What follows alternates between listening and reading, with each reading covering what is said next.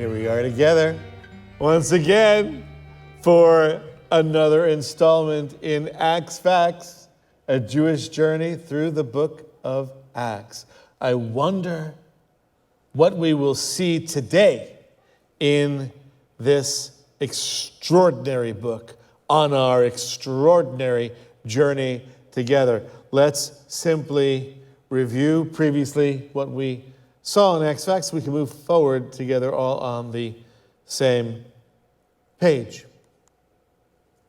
What we saw last week with the riot in Ephesus and the drawing to a close of Paul's third missionary journey, we saw is that the majority of opposition to the church up to that point, chapter 19, was from the Jewish community. That we saw over and over and over again. But now in specifically the leadership of the Jewish community. But now for the first time in Acts 19 at Ephesus, the third missionary journey, we see passionate and mobilized Gentile opposition that emanated not from the leadership, but from the grassroots itself. And as the gospel was to be proclaimed to both Jew and Gentile, it had become clear to the church that double-barreled opposition to the gospel would now come from both Jews, which we've seen from the beginning, and now Gentiles. So that was the takeaway lesson. And we pick up our, yes, here we go. We pick up our narrative with the leaving of Ephesus. Paul went to Philippi and was stuck there. No travel days for unleavened bread. They stayed there to, here's an example of what they did. They didn't eat the Passover in Philippi. You could not eat the Passover there, but they could eat matzah, the bread of affliction. They could observe the holiday, just not in Jerusalem at the temple, which precluded them from eating the Passover. And they came to them at Troas within 5 days, and they stayed in Troas for 7 days. Again, we are in the spring of 57, and looking forward to seeing what we're going to see. Now, I know that the words, the labels on this map are difficult to see, and I'm going to see if I can project a laser. Apparently, I can't project. Oh, there it is. Okay, it just doesn't go on that screen. Okay, so looking at this screen, they have enjoyed their Passover or their unleavened bread. They've now gone to Troas, and they are going to be in Troas at the tip of Asia Minor, the northwestern tip of Asia Minor. They are going to be there for a week. This area is where was Byzantium and Constantinople and Istanbul. In fact, Troas was the big gun city at the time, but soon became supplanted once became the capital of Constantinople, right adjacent to that, became the capital of the Roman Empire, or the Eastern Roman Empire. So Troas is Troy. Okay, what we think of as Troy, the mythical city. It's not a mythical city, it's a real city. Troas is the name of what Troy became.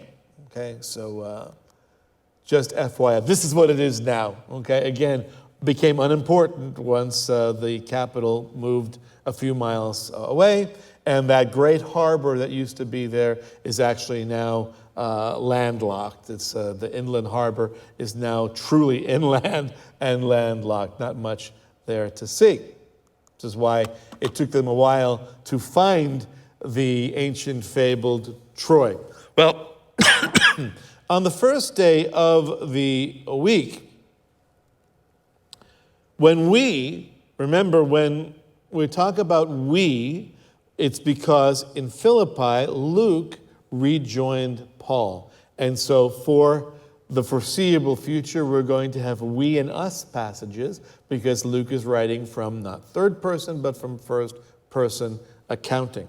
Okay, so we were gathered together to break bread, to eat a meal. Paul began talking to them, intending to leave the next day. That's the believers, the church at Troas, intending to leave the next day. And he prolonged his message until midnight. Now, Acts 20, verse 7, what we just read, is often incorrectly employed as scriptural justification for holding Sunday morning church services. But Acts does not provide an example of local first century churches' Sunday morning service.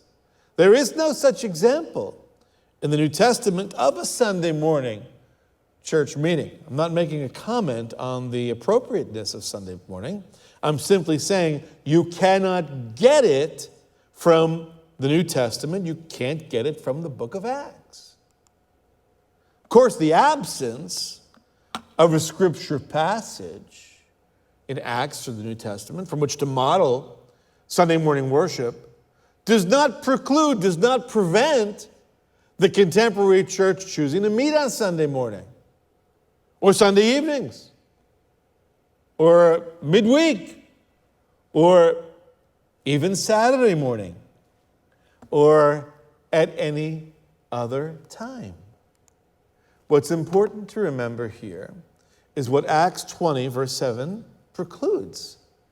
Is an unambiguous example, or provides rather, is an unambiguous example of the local church meeting on Saturday evening.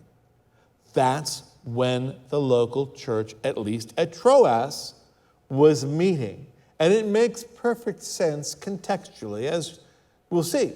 Because Luke specifies that the congregation of Troas, believers gathered on the first day of the week. Of course, according to the Jewish calendar, the first day of the week is always Sunday. Well, if it's always Sunday, then how can you say it's not Sunday worship? Well, it's not Sunday morning worship because the first day of the week runs from sunset Saturday evening through sunset Sunday evening. And Troas met on Saturday evening. And subsequent to the Havdalah ceremony, the ritual, the candle-lighting ritual in which we close out the Sabbath and we mark Shabbat's end. Does that make sense? All right, okay, good, I'm glad. So following the meal for Havdalah, once Havdalah was celebrated and the Sabbath closed out, Paul began to preach a message to the believers crowded together in the large third-story upper room. Tells us Paul's intent was to depart the next day, Sunday morning. Sunday was a work day, a normal work day. Not only for the Jewish people, but, the weekend hadn't been invented yet in Europe. They didn't take days off and have weekends. Right? And perhaps because he was conscious and aware that this would be his last opportunity for them to receive his instruction. He had been to Troas twice before, but just passing through, literally just passing. Now he's got a week with them. And this is the last opportunity they've got to get Paul. And so Paul's preaching went on a little longer than usual. Let's see. Okay, so on the first day of the week, when we're gathered together to break bread, Havdalah, Paul began, and see for the 3 stars in the sky they can meet. Paul began talking to them, intending to leave the next day, and he prolonged his message until midnight. So those who desire to see a Sunday morning service in this passage must imagine a veritable filibuster of a sermon with Paul preaching from Sunday morning all the way until midnight. Wow, that is one windy blockbuster of a message, right? Right after breakfast until the midnight hour. That's a lot of talking. That's not what we see. But in the evening, Paul did preach a long time. Now, in that upper room, third story, upper room, large room, many people packed in there as possible to hear the one and only Paul. There are many lamps in the upper room where they were gathering together. These were kind of lamps that were found in, looks like the older version of many of our living rooms have lamps similar to that. Of course, no light bulb. You're burning oil with that. And of course, in a room that large and at night, there would also be in as many niches as possible, these little small personal lamps. And of course, people would use these on their way to and on their way from their homes to that upper room. So there are tons of lamps burning. They're oil lamps, and the smoky lamps, when they burn, you can imagine, could suppress the airflow in a crowded enclosure. It's almost like a room full of people wearing masks. Can't breathe in here. It's a little warm, right? So you needed ventilation in the room. So every window would need to have been popped open to feed the lamps with oxygen and to feed the people with oxygen as well. And there was a young man named Eutychus, not cuticle, but Eutychus. Actually, Itokos is his Greek name. And he's sitting on the windowsill. It's got a prime location because he's got the breeze. If there's any breeze that night, he's got it. This is springtime, right? It's just literally right after Passover. It's probably sometime around now. And so it can get very warm in the evenings in Troas. And so he's sitting in the windowsill, and he began to sink into a deep sleep. Now, it's interesting to see this guy. There are so many people in the Bible who are just identified as, and there was a man, or there was a woman. They're not given a name. Not even Pharaoh in Exodus is given a name. But Luke provides this guy's name. What is he famous for? Falling asleep during his sermon. Apparently, some people, the Shunammite woman, there's so many people, the Roman centurion, there's so many people who aren't named, but for the accomplishment of falling asleep during his sermon, he is named. So if I, for example, by way of application, if I see any of you nodding off, don't think that I will hesitate to name names. And the question is, how deep is the sleep that Eutychus fell into? Was it just the casual nodding off, or was it just something a little bit more deeper, or it was complete and utter passing out? Hard to say, don't know. But nonetheless, Paul is preaching a long time from after dinner until midnight, and it's hard to breathe, it's crowded, it's stuffy, and even with the fresh air, it's hard to avoid getting so tired. Now I couldn't find an example of a third story building from that time. This is obviously a two-story building, but you see there are windows. I mean, obviously you have a little AC unit you see up in the first window over there. There wasn't an AC unit. Eutychus was there. Okay, those are the kind of window sills. Comfortable. It's a nice place to sit. because there weren't folding chairs, so this was a prime location. And as Paul kept talking, as preachers, I hear, or want to do, with sermons that seemingly never come to a close, but we don't know much about that because hours go by like that. So, well, have you been talking 45 minutes? It went by like that. That's because you were sleeping. How was the preaching? It was like a dream. But as Paul kept on talking, he, not Paul, Eutychus, was overcome by sleep, quietly nodded off, and fell backwards and fell down from the third floor. Thud. And was picked up dead.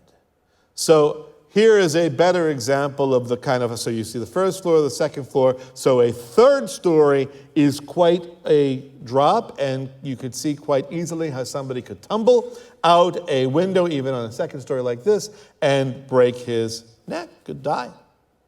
Concussion, who knows? Paul went down and fell upon him. And after embracing him, he said, "Do not be troubled, for his life is still in him." Now, we have to assume that Luke is reporting the evidence as he knew it. Luke was a physician. If anybody in that room going down to examine Eutychus would recognize a dead body, it would be the physician. Is there a doctor in the house? There was. And he pronounced Eutychus dead. He's dead, Paul. Just like that. That's how he did it. Okay. Now, there would have been stairs, in fact, 2 stories of these big stairs. And you see, well, this is why literally Eutychus fell down. And you see that stone pavement. You fell down, you break your crown, right? Whether or not Jill's tumbling after, you're going to be in trouble. But Paul said, nope, there's life still in him. And that reminds me what Paul does in embracing the boy, literally laying down his body upon the boy's dead body. It's very similar to what the Hebrew prophets Elijah and Elisha both had opportunities to do this kind of resuscitation, to raise the dead. For example, in 1 Kings 17:17, and then in 21 and 22 of that passage, we see Elijah. Now it came about after these things, the son of the woman, the mistress of the house, became sick. And his sickness was so severe, there was no breath left in him. She's not named, he's not named, Eutychus got named. Anyway, that's beside the point. So, this boy dies. No breath left in him. Then he, Elijah, stretched himself out upon the child 3 times and called to the Lord and said, "O Lord my God, I pray you, let this child's life return to him." And the Lord heard the voice of Elijah, and the life of the child returned to him, and he revived, just as Paul did. So as Elijah did, so did Paul. Now, Elijah's successor, Elisha, has a situation very similar. In 2 Kings chapter 4, 32 and 35, through 35, when Elisha came into the house, behold, the lad, boy, was dead and laid on his bed. And he went up and lay on the child and put his mouth on his mouth and his eyes on his eyes. Now, I don't know that we would allow that kind of thing. If we have a dead body in the house and somebody's doing that, they'd say, aberrant. It's an aberration. But nonetheless, he put his mouth on his mouth. This is the original mouth-to-mouth resuscitation. His eyes, eye-to-eye resuscitation. Hand-to-hand resuscitation. His hands on his hands. And he stretched himself on him. And the flesh of the child became warm. Points of contact. Life from Elisha flowed into this child. And he returned and walked in the house once, back and forth. and went up and stretched himself again. It didn't work the first time. Goes back and does it again, stretched himself on him. And the lad sneezed 7 times.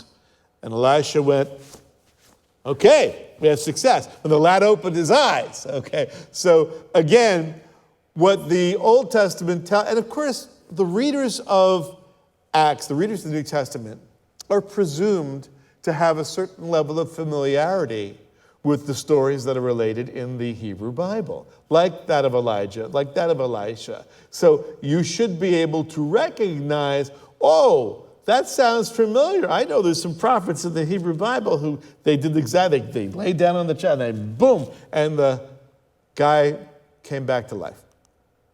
Well, when he had gone back up, and that's just something, another day in the life of Paul the Apostle, right? A resurrection, ran down the stairs, resurrected the guy who fell out because he fell out of the window because he was preaching too long, and goes back up. And had broken the bread and eaten. So now it's time after resurrection. I think we're all in the mood for a little midnight snack, don't you think? And they had all eaten, including Eutychus. He talked with them a long while more, until daybreak, and then left. So Paul preached to them from end of dinner all the way until midnight, took an intermission to raise the dead, and then said, well, now it's time for a midnight snack. Let's go ahead and finish the sermon. And he speaks to them until the morning. Listen, by that point, anybody who had been sleepy, it's amazing how a dead body can brace the spirit and energize and get the adrenaline going. In a resurrection, wow, there's nobody sleeping now. There's nothing like a resurrection to wake up a sleepy crowd. And apparently, not only to wake up the sleepy crowd, but to stimulate the appetite. There are Jews present after all. So Paul got a second wind, and so did the people, apparently, and spoke to them until the morning. And then he left. And see, it seems out of sequence, but it's not, because you're supposed to figure already that the boy was alive. It doesn't actually specify, right? It doesn't specify. He embraced it. Paul said there's life in him, and then it cuts to, we're going up and having a midnight snack, and now Paul is going to finish preaching. But only in verse 12 does Luke tell us, yeah, of course, in case you didn't figure this already, and take Paul at face value, they took away the boy alive and were greatly comforted. So let's summarize what happened. Eutychus fell out the window. There he is. Because he's sitting in the window, he fell out the window, and Paul grabbed him, pressed himself on him, and Eutychus rose from the dead, was resurrected or resuscitated from the dead. So there's that story. Now, why is that story related to us in such detail? The third missionary journey took almost 5 years of time, four years plus of Paul's time, and there are only certain stories that are related in such detail. What is it that Luke wanted to relate? Just that this was a nifty story, or that maybe he wanted to communicate that Paul could be long-winded? Surely not. That's not it. There are other things that happened in Ephesus, and over 3.5 years that he's there, and in Corinth, and 2 years. And why, for this 1 week, is the Eutychus story emphasized with such specificity? One of the reasons is, of course, because it's a tremendous miracle story, and as miracle stories go, this one's up at the top. That's pretty great. But secondly, I think that Luke is always careful to demonstrate that what Paul does is equivalent, is at least the equivalent of what Peter did. Well, so Peter can heal by people passing in his shadow, right? It says all you need to do is have a shadow pass over you, and you could be healed. Well, for Paul, all you needed to do was have his shmata, his sweat rag, laid on you, and you could be healed.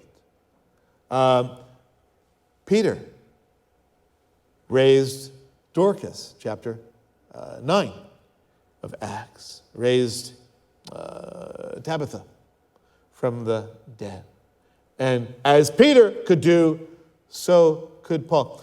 If you read between the lines, and you don't actually need to read between the lines because you continue to see this discussed in Paul's letters, you continually see Paul having to defend his apostleship and fight for his right to have authoritative teaching, because apparently it was continually under challenge because he wasn't one of the original 12, and what he said was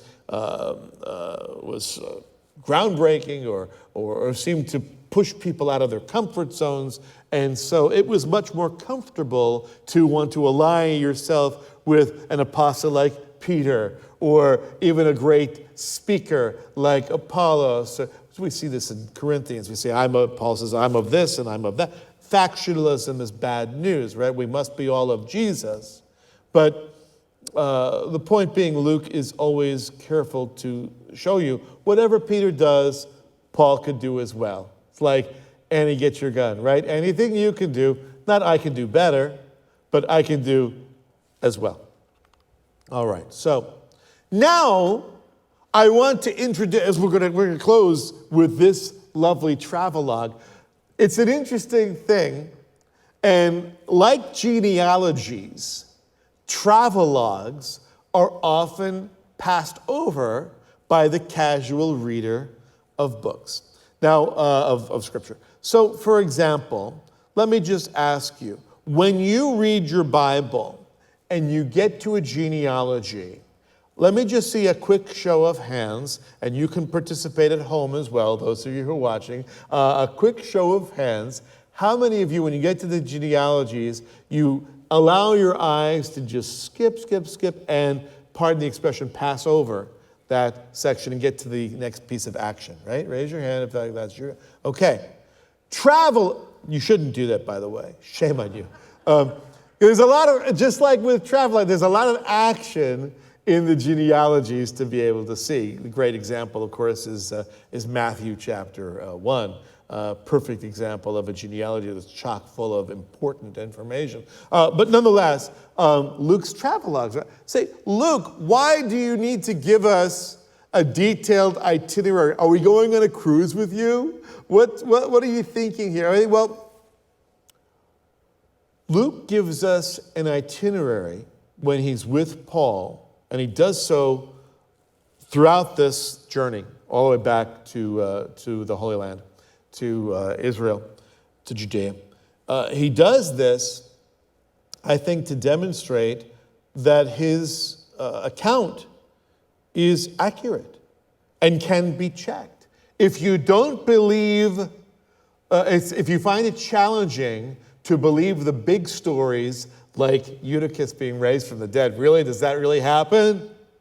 Well, then maybe he'll make up other things, maybe the small details. I've been emphasizing every time we get to, for example, the rulers or the chief guys in the city, Luke always knows the correct term for those guys, no matter where, if we're in Asia Minor, if we're in Greece, he always is using the act. So this is not something that's written hundreds of years later after these particular titles and terms would have become anachronistic.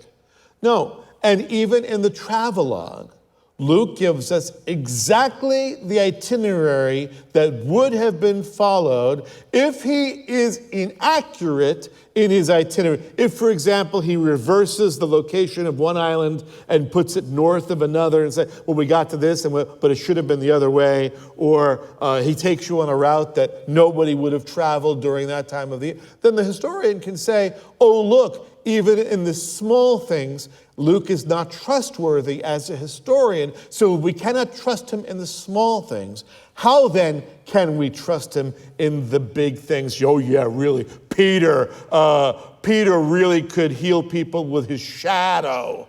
And what is he, Peter Pan? Peter. And Paul really raised somebody from the dead who fell asleep during his preaching. Yes. If you can trust Luke in the small things, small details, then it gives credence for us to be able, as readers, to be able to trust these very large claims. And of course, the largest claim of all, larger even than the Spirit of God came upon and indwelt the believers in Acts 2, and the church from that point on is filled, by definition, with indwelt Spirit believers. The biggest truth of all that we must put our faith in and trust is that Jesus, Yeshua, is our Messiah.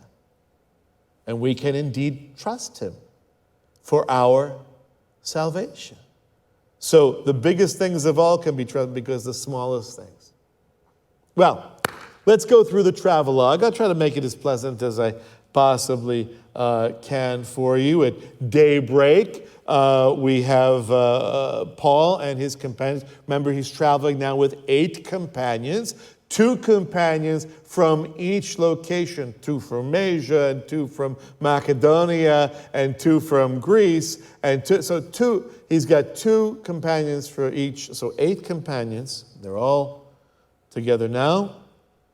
But we, Luke, going ahead to the ship, set sail for Assos, intending from there to take Paul on board. For so he had arranged it, intending himself to go by land. It's an interesting thing. So they're wanting to go from Troas.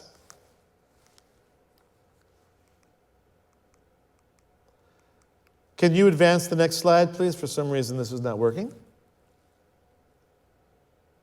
Yes, okay. So they're going to sail from Troas to Assos. But Paul says, oh, no.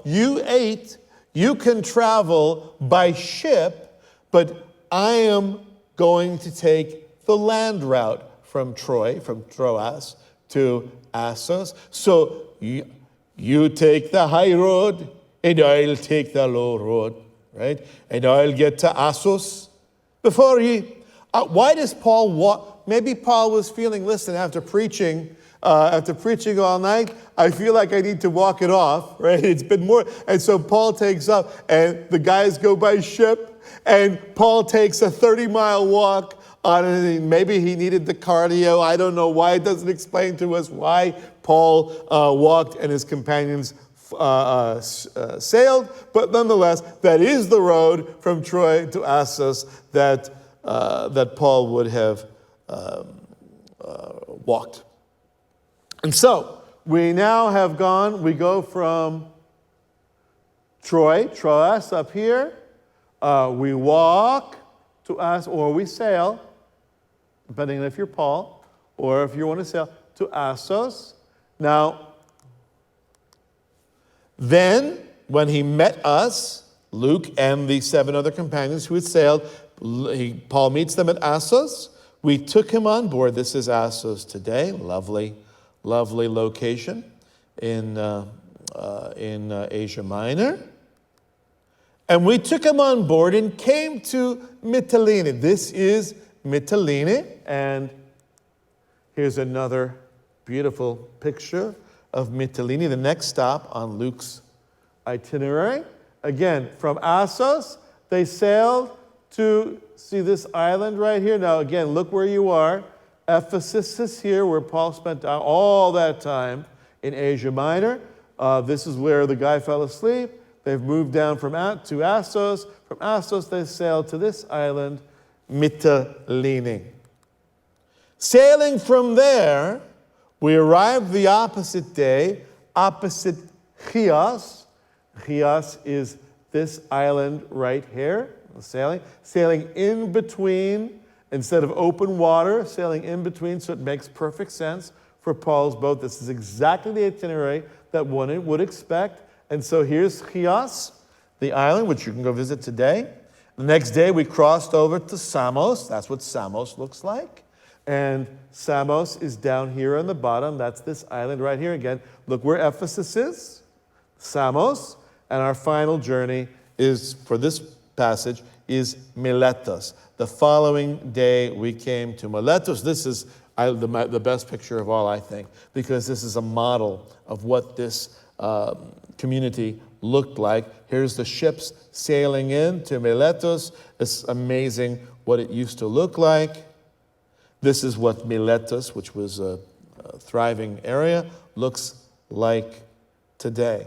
Well, comes a point where you need to change ships.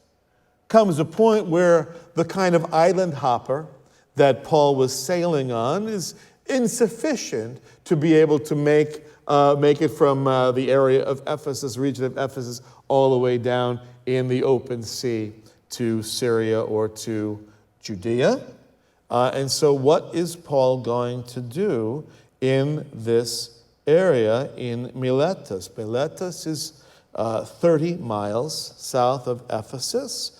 And the itinerary bypassed the port of Ephesus. This was a straight run to this large area, Miletus, which was they should have gone to Ephesus. That would have been but Miletus was where they wound up being. And so because they did not sail into Ephesus, but to Miletus, which is just, a day's journey.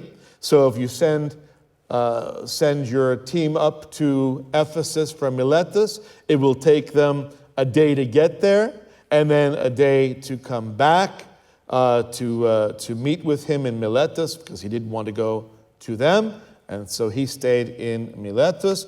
And this is a tight itinerary that Paul has. Why? Because Paul has told us already he's missed Passover in Jerusalem. Now, we heard the passage this morning. What was the next pilgrimage festival when, if you could be in Jerusalem, you made every effort to be in Jerusalem? If you missed unleavened bread, what was the next opportunity you had to be obedient to Torah and rejoice before the Lord? Pentecost, right? Shavuot. So there is no time to waste. The delays that they had already experienced in leaving Philippi after unleavened bread would make their itinerary super tight. Paul had decided to sail past Ephesus so that he would not have to spend time in Asia. What, he doesn't like Asian food? He does. He spent 3 years there, 3.5 years. But he was hurrying to be in Jerusalem, if possible, on the day of Pentecost. Now, Luke records the observance of Jewish custom by a Jewish Christian, observing Passover, observing Pentecost, at face value. There's no criticism. There's no comment about a Jewish Christian observing Jewish customs. Paul's desire to celebrate one of God's appointed holy days at the temple, as Torah commands, was a wholly anticipated act, acceptable desire for any Jew, whether they were of the Messianic Jewish or non-Messianic Jewish variety. Paul's Christian faith, in other words, did not encroach on his freedom in Christ to observe a holy precept of Torah. And that's a very important point to make. Paul's Christian faith, the fact that he followed Messiah, did not encroach or impact his freedom in that Messiah to observe a holy precept of Torah. So it's not that when we look at the behavior of the apostles, when we look at the behavior of the early church, it's not that what the early church is arguing is that Gentiles have to become Jews. It's actually obviously the opposite, right? Gentiles are okay on their own without becoming Jews. Jesus accepts them. Yeshua accepts Gentiles without them becoming Jews. However, the opposite argument must also be true, that we should be allowed to be Jewish without having to become Gentileized. Right? That's why Messianic congregations exist, so that it allows freedom of expression for Jewish people to worship in a Jewish fashion and believe Jewish ideas and ideals and live up to a Jewish means and comfortable way of worship, right? So we as Jewish believers, those of us who are Jewish believers, we do not have to become Gentiles. In fact, we are commanded not to become that which we are not. If we're Jewish, don't seek to become Gentile. If you're Gentile, do not seek to become Jewish. So I want neither Jewish wannabes, Gentiles who come in and they're wearing all the outfits and they've got all the stuff and they're trying to quote Yiddish, whatever. They're doing all their hard work to make Gentiles as Jewish as they possibly can. No. Gentiles are Gentiles and Jews are Jews. Right? And again, as one takes the high road and one takes the low road or the sea, they both arrived at the same, they both had the same goal.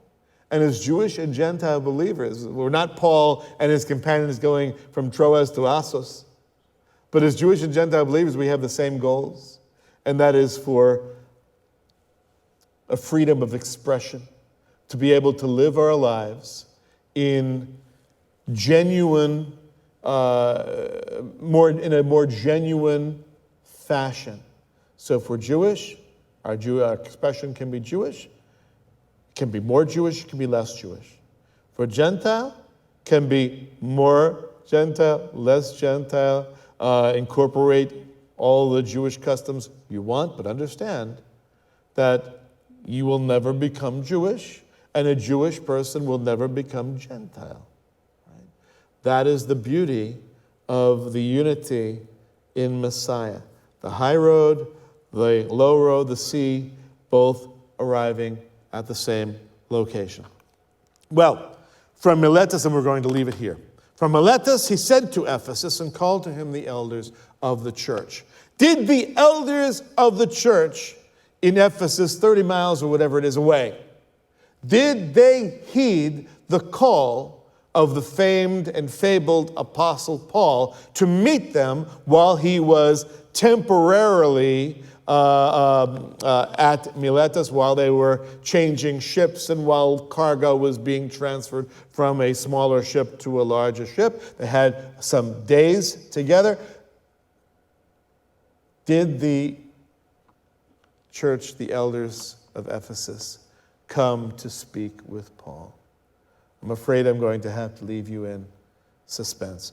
Or, of course, you could read chapter 20 ahead and actually be prepared for the sermon you're going to receive next week. I know that may be asking a lot, but nonetheless, let us press forward in our understanding of Scripture. And even the small details, like who cares if somebody took a road to Assos or took a ship to Assos or who was traveling and what the itinerary, and did you get a brochure and did you take any pictures while you were there, Paula? Who cares?